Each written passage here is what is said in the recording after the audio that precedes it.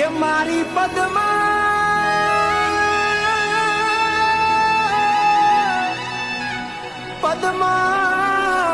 જોડે હોત તો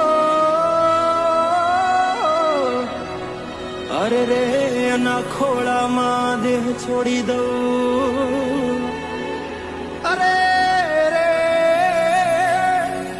એના ખોળામાં દેહ છોડી દઉં. આટલા હશે એના મારા જોડે રે વાના લેખ, એને કેજો રડી